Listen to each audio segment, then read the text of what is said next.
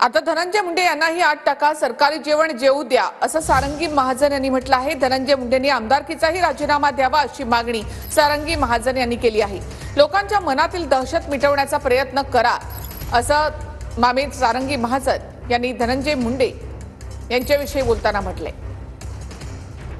परळी तालुक्यात 2 मंत्री कशाला? देशमुख कुटुंबियांच्या भेटीनंतर सारंगी महाजन यांचा सरकारला सवाल।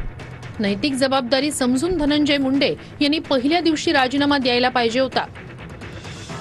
अजूनही वेळ गेली नाही, धनंजय मुंडे राजीनामा देऊ शकतात। स्वतःहून आमदारकीचा सुद्धा राजीनामा द्यावा। माझी जमीन आंबेजोगाईला मी केस लढतेय, त्या जमिनीतून देशमुख कुटुंबियांना काही देता आलं तर मी नक्की देईन। मी पुरावे सादर करण्यासाठी परळी पोलीस स्टेशनमध्ये जाणार। संतोष देशमुख यांच्या प्रकरणानंतर पोलिसांनी माझ्या जमिनीबाबत कारवाई केली। मुंडे साहेबांनी कमावलेली इज्जत धनंजय मुंडेंनी घालवली। यात मुंडे साहेबांची मुलगी आणि हा पुतण्या दोघेही जबाबदार आहेत।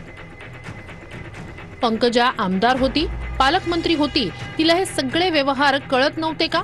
ती पण मूग गिळून होती।